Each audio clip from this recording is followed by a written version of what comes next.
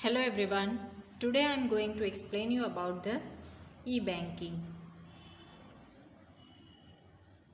E-banking means electronic banking.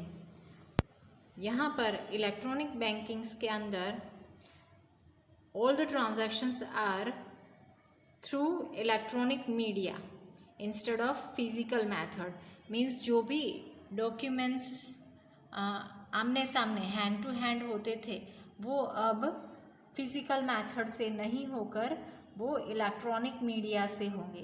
Okay, just like computer, internet, वैसे ही electronic media through that transactions are made. और ये जो है वो पूरा प्रोसेस 3 फेज के अंदर आता है. So that is process of 3 phase including traditional process, connecting computer through internet and use of internet. Okay, so that 3 phases are over here. पहला हम देख लेते हैं traditional process. The transaction of bank were done traditionally and ledgers were maintain.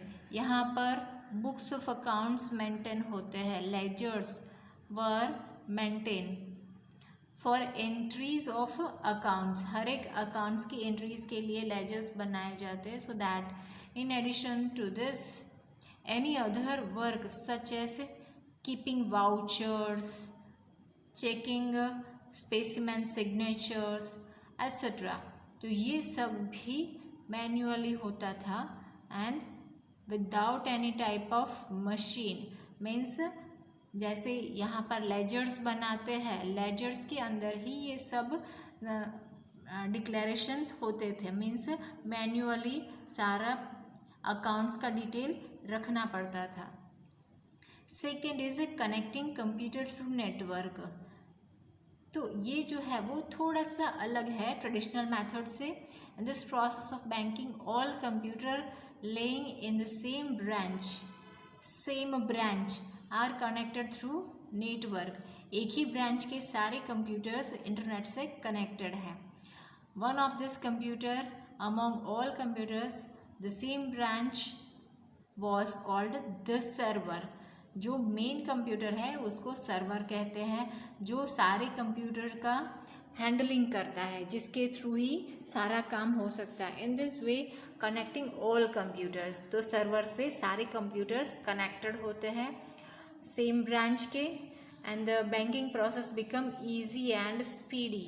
Okay, तो ये जो हमारा computer connecting करके जो था, तो इस प्रोसेस से क्या होगा, process become easy and speedy.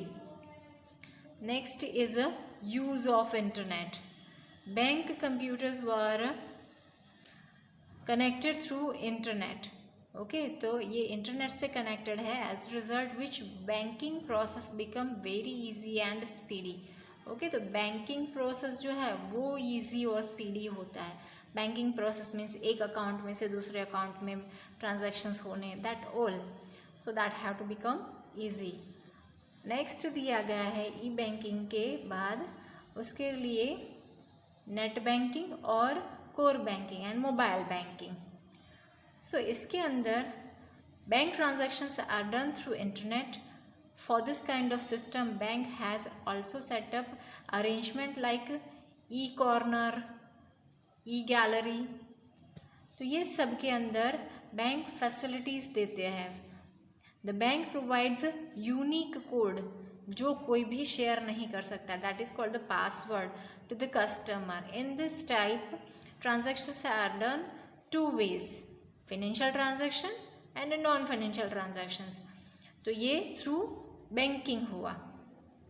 अब शॉर्ट क्वेश्चन आंसर्स के अंदर पूछ सकते what do you mean by financial transactions and what do you mean by non financial transactions. तो यहाँ पर दिया गया है here bank account holder transfer money from his bank account to another bank account. Okay, his bank account to another bank account of the other bank account holder.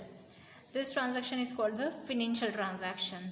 Payment like phone bill, और इसके examples दिए हैं telephone bill, tax bill और other such payments are included in this financial transactions. Means एक account में से, एक person के एक अकाउंट में से निकल के दूसरे अकाउंट में पैसे जमा हो जाते हैं। So that is financial transaction. Non financial transactions के अंदर है, in this kind of transaction financial transaction is not included. Okay, financial transactions are not included, but the account holder does the transactions like getting account statement, okay, passbook में entry करवाना, chequebook request, pin change, जैसे कि password किसी को leak हो गया है तो that can be change, pin change, stop payment request, अगर आपका एटीएम खो गया है तो आपको पता चल गया तो you can request for the stop payment, means पैसे आपका सेफ रहेंगे अकाउंट के अंदर। So this all are the non financial transactions. Okay, the following functions become easy due to the internet in the banking. यहाँ पर दिया है internet banking से कौन कौन से फंक्शनिंग ईजी हो जाएंगे। Core banking, E banking and mobile banking. यहाँ पर कोर बैंकिंग का मीनिंग दिया गया है। Core banking means centralised online real time exchange, full form में पूछ सकते हैं। Okay, so that is about core banking, centralised online real time exchange. Next हमारा है इन this system all the branches of the same bank located in different part of the world are connected to one another. Okay, so that different part of the world connected to one another. Okay, एक दूसरे से जुड़े हुए हैं, that is through core banking, centralized online real time exchange. In this centralized server of the bank, all the details of all the accounts of all the branches of the bank are available. Okay, तो यहाँ पर क्या बताया गया है, internationally ये connected है। तो क्या है, जो मेन सर्वर होता है सेंट्रलाइज्ड बैंक का, जो भी सेंटर में एक बैंक होती है मेन बैंक, तो उसका जो भी सर्वर है उसके अंदर क्या क्या अवेलेबल है, all the details of the account, कौन से कितने अकाउंट्स बने हुए, ऑल द ब्रांचेस, और ब्रांच के अंदर भी कितने ब्रांचेस है और इसके अंदर कितने अकाउंट्स है, that all details with the bank, main server bank होती है उसके अंदर होता है। Entry of the transaction of an account holder of the book bank is recorded in the centralised server of the bank in real time. Okay, तो entries जो होती है, ट्रांजैक्शंस हो गया तो उसकी जो एंट्री करनी होगी, so that have to be in the centralized server bank. The change in entry occurring in this centralized server can be seen in all the branches of the bank. तो हर एक bank के अंदर ये जो entry है वो हम देख सकते हैं। We can see that transactions have occurred. The account holder of any branch can complete his transaction. ये खास याद रखना है कि वो कोई भी ब्रांच के अंदर से ट्रांजैक्शन कंप्लीट करता है from any other branch of this bank, same bank होनी चाहिए, तो उसके थ्रू ट्रांजैक्शंस कंप्लीट कर सकता है।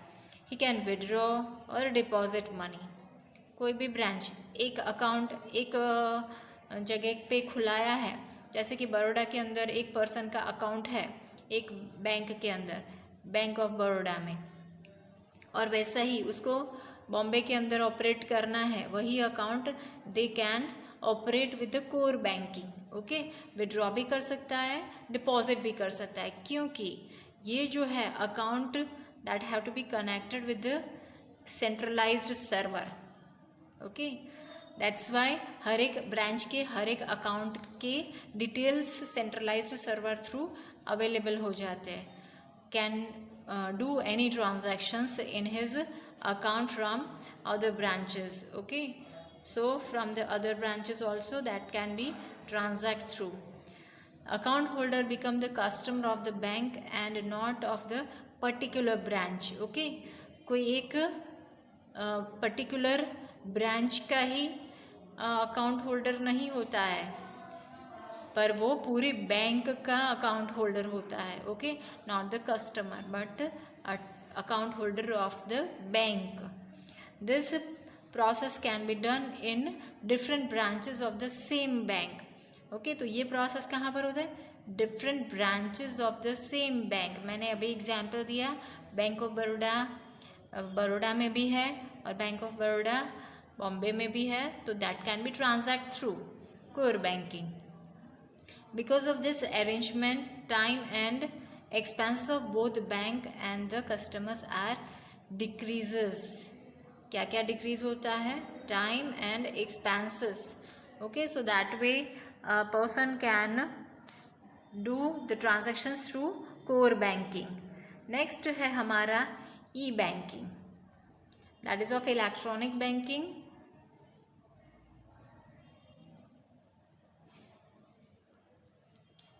इलेक्ट्रॉनिक बैंकिंग के अंदर इन प्रेजेंट टाइम इंटरनेट के थ्रू हम सर्वर के थ्रू, इंटरनेट में सर्वर कनेक्टेड होता है, उसके थ्रू हम बैंकिंग ट्रांजैक्शंस कर सकते हैं. पर्सन कैन विड्रॉ और deposit money from any other branches regardless of his home branch.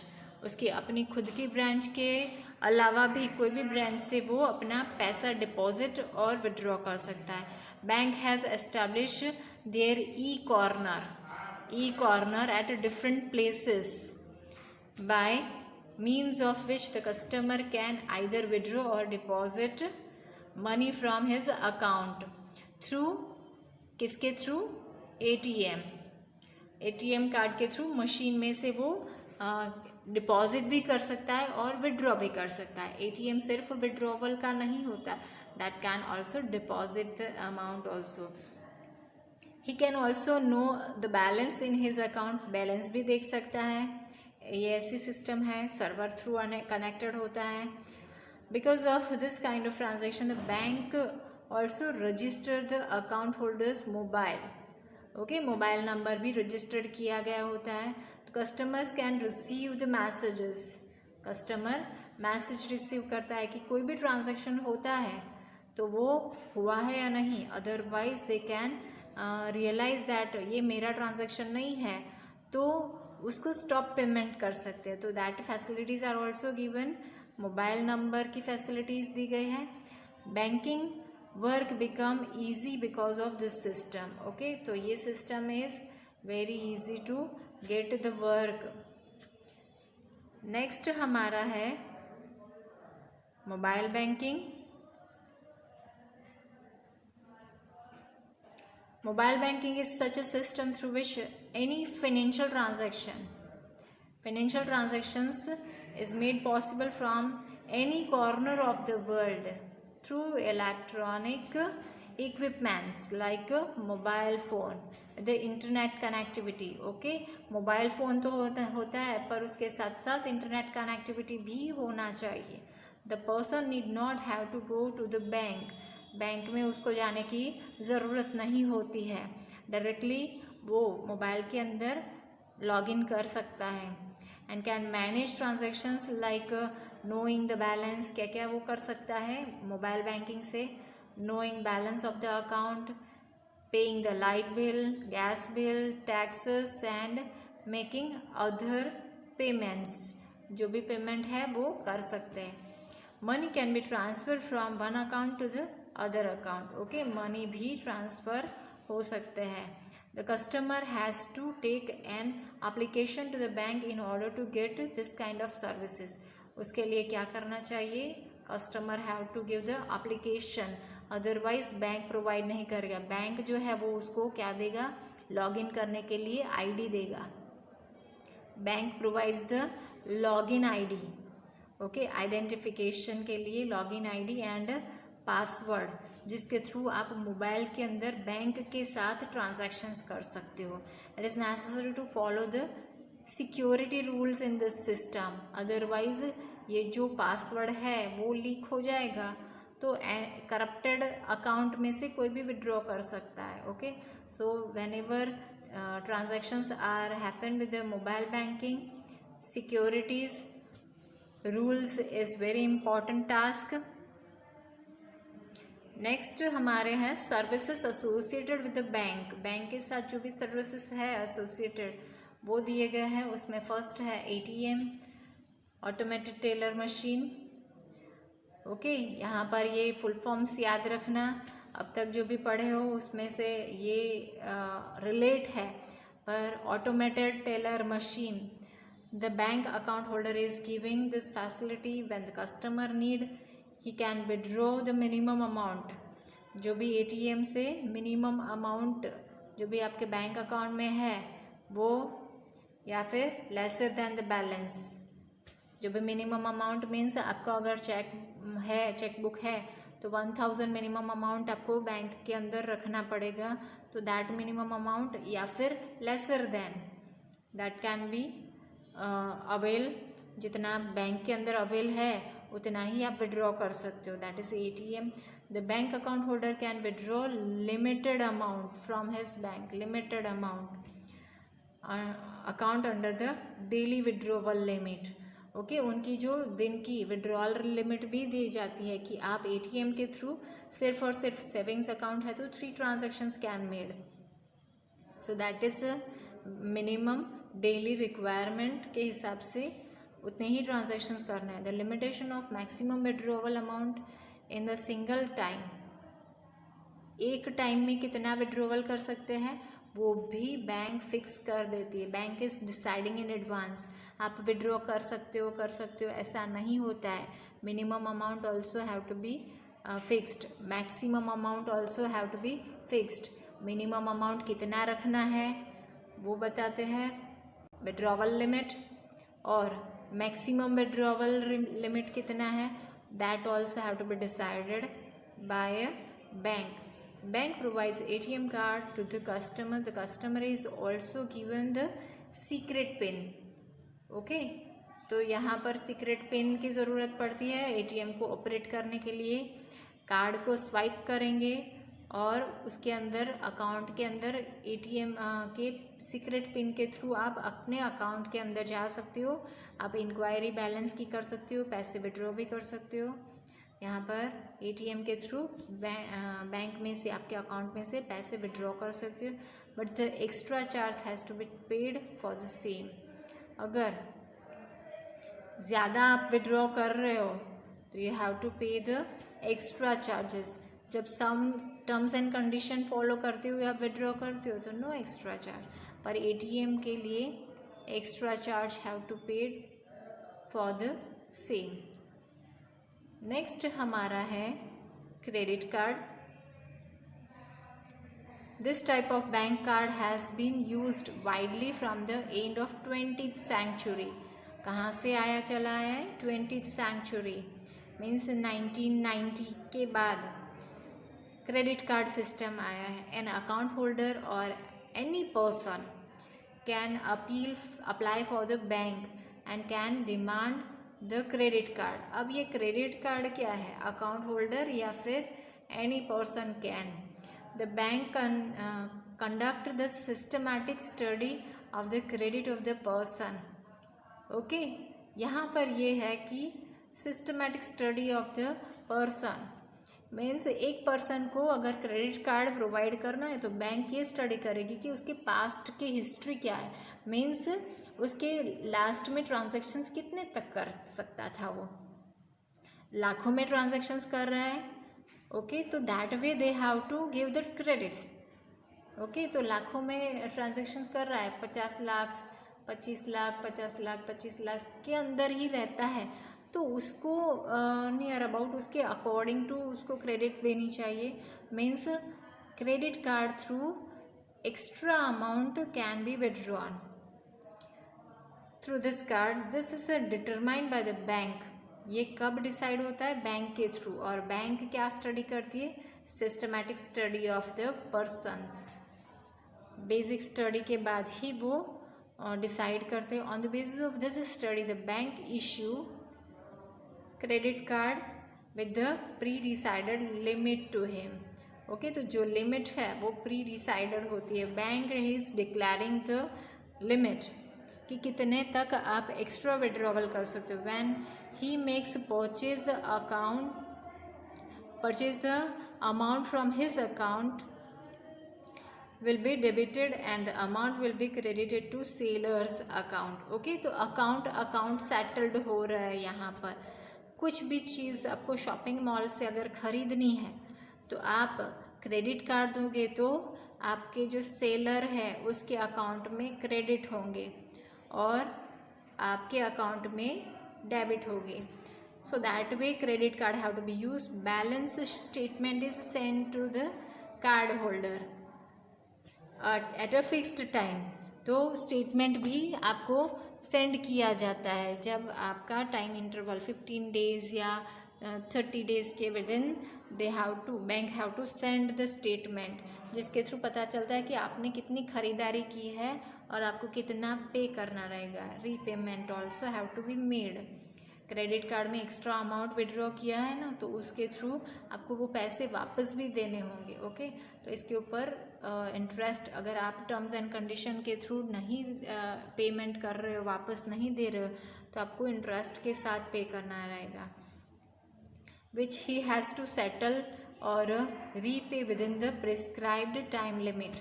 Okay, तो रीपेमेंट करना ही रहेगा क्योंकि additional amount have to be withdrawn by the person account holder. तो इसके लिए प्रिस्क्राइब टाइम लिमिट में अगर नहीं देता है तो additional interest have to be charge for additional amount. Then last is debit card. Debit card, it is just like your ATM. This card can be used at the place where there is an arrangement to do the transactions through debit card. यहाँ पर arrangement है. The card holder makes payment of his shopping through this card. Okay, card holder को shopping कर सकते हैं. This card is given to the seller to swipe after shopping. Okay, shopping कर लिया, mall के अंदर खरीदारी कर लिए, तो उसके बाद स्वाइप मशीन होता है, उसके ऊपर स्वाइप करेंगे. The billing amount is debited to the account. Okay, तो जो भी अमाउंट है वो डेबिट हो जाएगी अकाउंट के अंदर से, मीन्स निकल जाएगी अकाउंट होल्डर के अकाउंट में से. The card holder can spend only from the available balance in this account. Okay, तो यहाँ पर ये प्रिस्क्रिप्शन दिया गया है कि अवेलेबल बैलेंस जितना है कार्ड होल्डर उतना ही विड्रॉ कर सकता है, उतना ही स्पेंड कर सकता है. Not additional amount can be spend